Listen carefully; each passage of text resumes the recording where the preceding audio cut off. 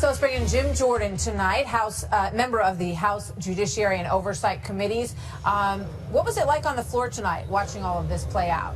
Democrats aren't going to stop. I mean, they're so focused on going after this president, so focused on actually getting to impeachment, I believe, that they're not going to stop at anything, even if it means breaking the rules on the House floor, where there is a certain level of decorum that you must maintain. The Speaker of the House didn't do that. Her words should have been taken down, should have been removed. Unfortunately, what she ended up doing, even though the parliamentarian ruled in our favor, ruled in Mr. Collins' favor, she just wound up having to vote, and the Democrats all voted with her. But they're solely focused on doing whatever they can to stop this president, instead of, frankly, working on what can help the country. Yeah, she said she cleared her comments with the parliamentarian. Obviously she didn't, or the parliamentarian would have told the person presiding over the House that her words were okay, and we'd have moved on. Right. But so obviously she didn't. The president worked pretty hard to contain any potential Republican defectors on this vote. 4 of the members of the House voted yes on this. We're going to put them up on the screen. Congressman Hurd, Congressman Fitzpatrick, Upton, and Brooks. You voted no to this. Yep. So do you believe then that the president's comments were justified in that tweet?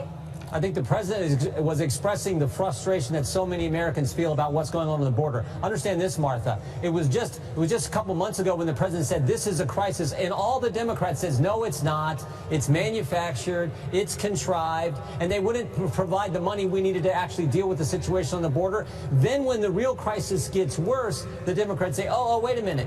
It is a crisis, but it's your fault, Mr. President, even though you asked us 8 weeks ago, 9 weeks ago, 10 weeks ago for help to deal with this." So the frustration he feels is frankly the same frustration the American people feel when they hear comments like abolish ICE, abolish DHS, walls are immoral, non-citizens should vote, these detention centers are concentration camps. So that's the frustration he feels, and I think the American people feel, and he was expressing that, and I think, in his statements over the weekend. So the 4 women who call themselves the Squad said yesterday, we're not going to take the bait on any of this. And yet, they seem to be spending a lot of time talking about this, although they say that they want to move on. They were on CBS tonight on the evening news with Norah O'Donnell. Let's take a look. I'm dealing with the biggest bully I've ever had to deal with in my lifetime, and trying to push back on that and trying to do the job that we all have been sent here to do, which is centered around the people at home. This is a distraction. Do you feel enough Republicans have spoken up against the president? Absolutely not. I mean, we just held a vote today. The normalization of it, the fact that it's against our core American values, that they're choosing him over country.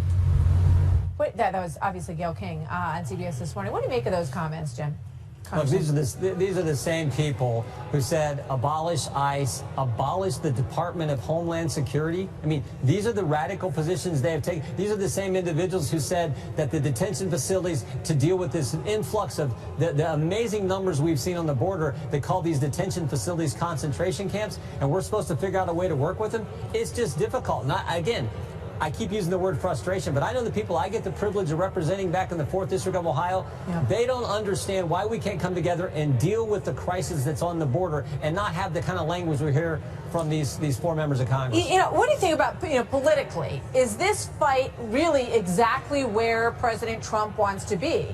Politics is all about contrast, and these women are creating a heck of a lot of contrast for President Trump and for your party.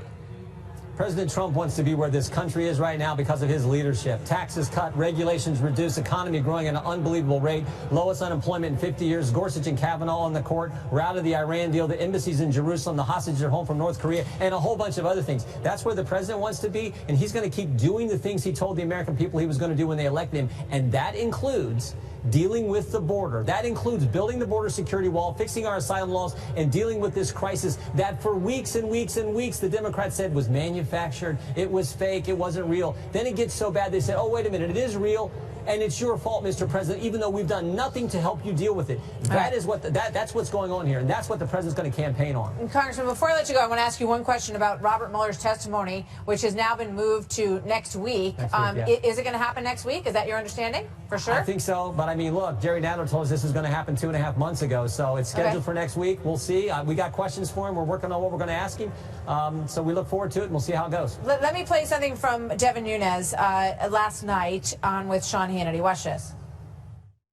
I fear what's going on right now is that Mueller's working with a lot of his staff who are back channeling to the Democrats. And so it is very possible that Mueller is going to have a few little sound bites that are going to give the Democrats exactly what they want.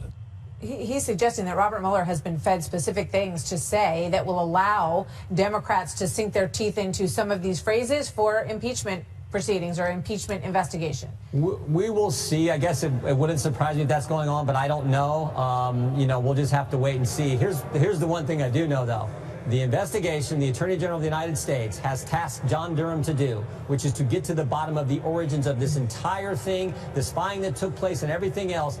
That's the investigation that counts. That's the one I'm looking forward to when we get the results of that investigation. So next week we'll ask him questions. We'll see how it goes. All right. Congressman Jordan, thank you very much. Good to see you here tonight. Martha. You too.